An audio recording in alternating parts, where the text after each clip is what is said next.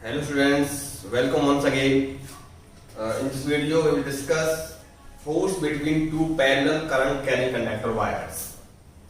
यदि आपके पास दो वायर है जिनमें करंट फ्लो कर रहा है आपका सपोज I1 तो आपका इसमें है और I2 करंट आपका इसमें जा रहा है। इस केस में हम लेते हैं पहले कि दोनों में करंट आपका जा रहा है same direction. Both wires are placed parallelly and gap between them is suppose D. Wires are infinite long, मतलब इनकी लंबाई आपकी बहुत ज्यादा है। करंट आपका I1 I2 है, गैप बीच में आपका D है। तो क्या इनके बीच में कोई फोर्स काम कर रहा होगा या नहीं कर रहा होगा, ये देखते हैं। तो अब यहां पर देखो कई कॉन्सेप्ट लगाएंगे। तो पहला कॉन्सेप्ट ये है कि जब किसी वायर में करंट फ्लो करता है तो उसके ऊपर पास बन जाता है मैग्नेटिक फील्ड। पक्की बात है। तो इस वायर में करंट आपका है I1, तो इस वायर के ऊपर पास एक फील्ड बन रहा होगा, ठीक। और भैया इस वाले वायर में करंट फ्लो कर रहा है आपका I2, तो इसके ऊपर पास भी क्या बन रहा होगा, फील्ड बन रहा होगा। ये वायर फर्स्ट है मेरा, ये वायर मेरा सेकंड है। अब इसकी वजह से फील्ड जो होगा वो कैसा होगा, तो इसके लिए राइट हैंड हम थंब लगाएंगे, राइट हैंड थंब रूल। तो इसको पकड़ेंगे हम ऐसे, थंब को करेंगे टूवर्ड करंट, फिंगर बताएंगे मुझको डायरेक्शन ऑफ मैग्नेटिक फील्ड। तो इसका जो फील्ड होगा वो ऐसा ऐसा होगा, मतलब ऐसे घूमने वाला होगा। तो इसका जो फील्ड है यहां पर मैं मान लेता हूं कि वो फील्ड आपका कितना है, B1, फील्ड ड्यू टू 1। अब किधर को होगा ये इनसाइड जाने वाला होगा, क्योंकि इसमें थंब ऐसे है, उंगली क्या जा रही है इधर को, इनसाइड। अब इसकी वजह से फील्ड यहां पर भी तो होगा, तो इसका करंट ऊपर है, उंगलियां करो तो यहां पे उंगली कैसे आ रही है निकल के, ये बाहर की side, it is your B2। और ये जो आपका B2 है ये होगा आउटसाइड है, तो डॉट शो करेंगे इसको, ठीक। यहां पे आपका ये फील्ड कैसा है, क्रॉस है, यहां पे कैसा है, डॉट है। तो अब एक बात और देखिए, अभी इससे पहली वीडियो में हमने देखा था यदि किसी मैग्नेटिक फील्ड में किसी वायर को रख दिया जाए तो उस पर लगता है फोर्स। फोर्स कितना होता है, IBL sin थीटा। अब ये जो वायर है, वायर 2 कहां रखा हुआ है, इस फील्ड B1 में रखा हुआ है। इसमें कितना करंट जा रहा है आपका I2। Direction of field is inside the board. ये फील्ड है आपका इनसाइड हो गया, करंट जा रहा है ऊपर, तो कितना बना एंगल, 90 डिग्री। तो अब मैं पता कर सकता हूं force on second wire due to wire 1, या फील्ड 1 कह लीजिए इसको। Force on second wire due to field 1 जी होगा आपका IBL sin 90। कौन सा I, जिसमें करंट जा रहा है, कितना करंट है आपका I2, कितने फील्ड में रखा हुआ है, B1 में रखा हुआ है।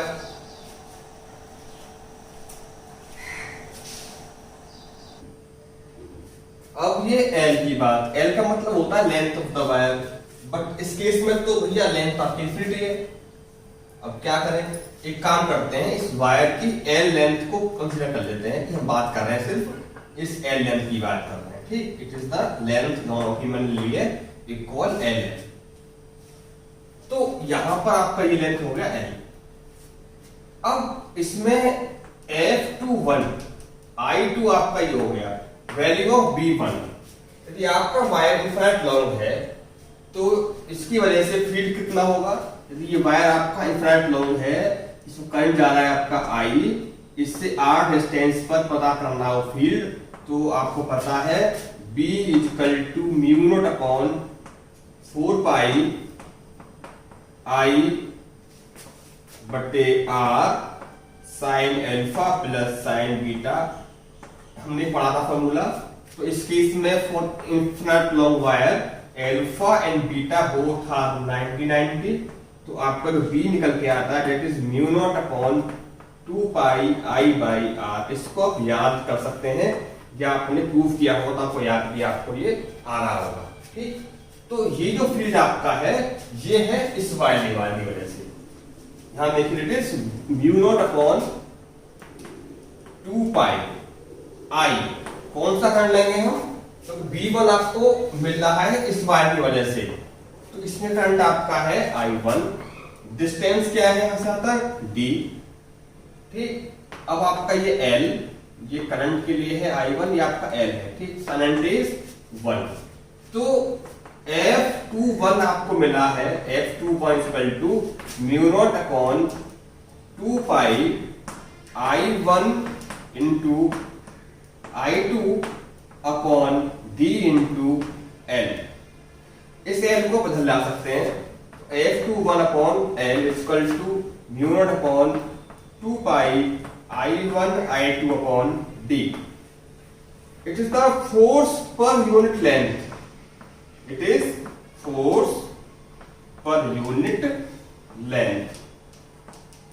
ये जो फोर्स आपका है F21 by L, it is force per unit length. इस वायर की पर यूनिट लेंथ पर लगने वाला फोर्स आपका होगा mu naught upon 2 pi I1 into I2 by D। अब ये फोर्स किधर को लग रहा होगा? इसके लिए लेफ्ट व्यू लगाएंगे आप। फील्ड किधर को है? इनसाइड, तो ये ये जो फर्स्ट फिंगर जाएगी आपकी इनसाइड द बोर्ड। ठीक, ये जाती है टुवर्ड द करंट। करंट है आपका ऊपर है, तो थंब कहां जा रहा होगा आपका? इधर जा रहा है, यानी इस वाले वायर पर जो फोर्स लगा है आपका F21 वो इधर को लग रहा होगा। हम बात करेंगे अब फोर्स ऑन फर्स्ट वायर। ठीक, तो इसको हम नोट कर लिया होगा, या पॉज तक भी नोट कर लें इसको आप। हम बात करेंगे फोर्स ऑन फर्स्ट वायर। अब वायर सेटिंग की वजह से इस वाले प्लेस पर फील्ड आपका है दैट इज B2। अब इस B2 फील्ड में वायर 1 रखा हुआ है, करंट जा रहा है इसके अंदर I1, तो इस पे जो फोर्स लग रहा होगा it is force on first wire due to field 2 equal to it is I/BL sin theta. I कितना है इस वायर में? I1। यहां पर फील्ड कितना है आपका? It is B2। लेंथ आपका L है ये, एंड थीटा कितना है इस केस में आपका? 90 डिग्री। क्यों है? फील्ड आउटसाइड है, वायर आपका ऊपर है, तो angle between field and wire is 90 degree. तो F12 equal to I1 B2। Same B2 जो है वो कौन कर रहा है क्रिएट? ये वाला वायर कर रहा है। कितना हुआ field? Mu naught upon 2 pi I2 by D। ये होगा फील्ड आपका इसी वाले कॉन्सेप्ट से, इट इज L लेंथ है, एंड sin एंड इज 1। तो F12 equal to mu naught upon 2 pi I1 into I2 into L by D। इसको L को बदलने आइएगा, तो F12 by L equal to mu naught upon 2 pi I1 I2 by D।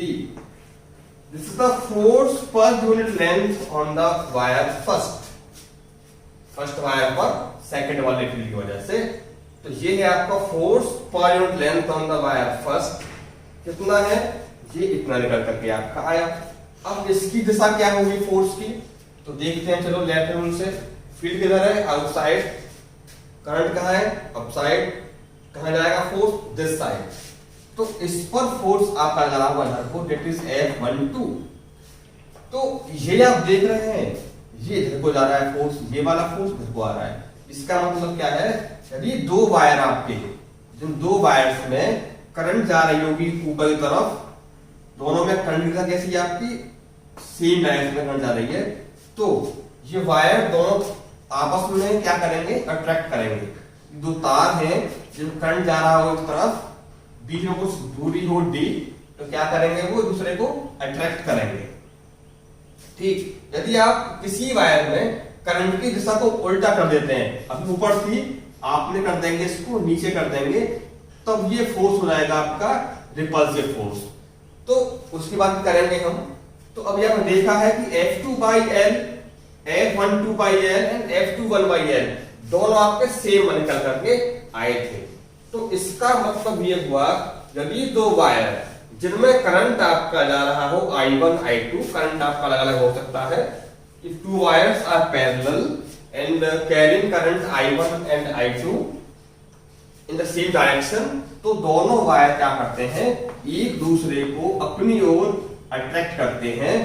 ये force आपका F12 था, मान लो ये आपका F21 है, करंट आपका I1 है, इस पर करंट आपका I2 है। तो फोर्स पर यूनिट लेंथ आप ये कह लो चाहे आप ये कह लो, दोनों कैसे आएंगे, आपके सेम आएंगे। कितना होता है वो, metre by 2 pi I1 I2 by D, where D is the gap between the wires. तो ये जो फोर्स है वो पर यूनिट लेंथ के लिए है, ठीक। अब एक काम कर देखते हैं, इन वायर्स में डायरेक्शन ऑफ करंट को उल्टा कर देते हैं, ठीक। तो अब देखते हैं क्या होगा। अब सपोज ये वायर आपका है, करंट जा रहा है इससे आपको ऊपर की तरफ, यहां जा रहा है आपका करंट नीचे की तरफ, गैप वही है D। ये वायर 1 है, ये वायर आपका 2 है, एंड वायर आपका इनफाइनाइट लॉन्ग है।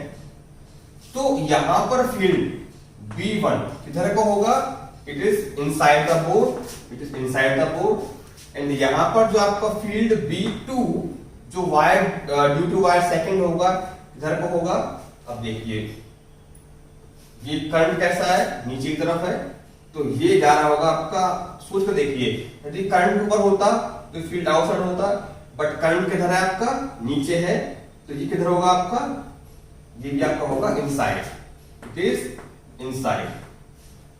अब इस इनसाइड फील्ड में वायर 2 रखा हुआ है, करंट जा रहा है नीचे की तरफ, तो फील्ड फोर्स इस पे कहां लग रहा होगा, left hand rule, field inside, current downside, the force is this side, and on this wire force is field is inside, current upside, and force is this side. It means यदि दोनों wires में current आपका उल्टा है, मतलब parallel नहीं है, same direction में नहीं है, तो दोनों वायर एक दूसरे को रिपेल करेंगे। लेकिन रिपल्सिव वाला फोर्स पर यूनिट लेंथ जो होगा आपका, वो वही होगा जो पहले था, metre upon 2 pi I1 I2 पाई D। न्यूमेरिकल आपको जो करने हैं, जैसे मान लो सवाल आपका आता है कि एक वायर आपका ये है जिसमें करंट जा रहा है आपका 2 एम्पियर, यहां पर एक रख देगा कॉइल, यहां से गैप आपको दिया गया है मान लो 5 मीटर, और इसका जो ये गैप है इट इज 10 मीटर। ये लेंथ आपको दे रखी है, मान लीजिए आपको सपोज 1 मीटर, इसमें करंट आपका जा रहा है 4 एम्पियर। तो बताइए इस वाली कॉइल पर कितना फोर्स लग रहा होगा। तो आपको करना क्या है, हम देखते हैं फोर्स पर यूनिट लेंथ। तो पहले तो आपको ध्यान रखना है कि जितना जो छोटा वाला वायर होगा, ये छोटा वाला वायर है, ये आपका बड़ा वाला वायर है, तो केवल आप इतनी लेंथ की बात करेंगे, ठीक। अब देखिए करंट किसमें जा रहा है, ऊपर जा रहा है, इस पर कैसे करंट जा रहा है आपका ऊपर, तो ये वाली ब्रांच आपकी है वो इस पर फोर्स लगा रही होगी, अट्रैक्टिव फोर्स, बट ये करंट आपका घूम करके ऐसे आ रहा होगा। अब करंट इसमें अपसाइड है, इसमें करंट आपका डाउनवर्ड है, तो करंट आपका हो गया अपोजिट, तो इस वाली ब्रांच पर फोर्स लगेगा आपका रिपल्सिव फोर्स। इसका नाम आप देते हैं F1, इसका नाम आप देते हैं F2। तो अब F1 की वैल्यू क्या होगी, F1 की वैल्यू आपकी होगी mu naught upon 2 pi I1 I2 by D into L। ये वाला L मैंने अंदर भेज दिया है, क्योंकि मुझको अब जो है वो फोर्स पता करना है कंप्लीट लेंथ पर, ना कि पर यूनिट लेंथ पर। तो इस केस में आपका जो गैप है वो मान लो D1, ठीक, ये वाला गैप क्या रहेगा आपका D1।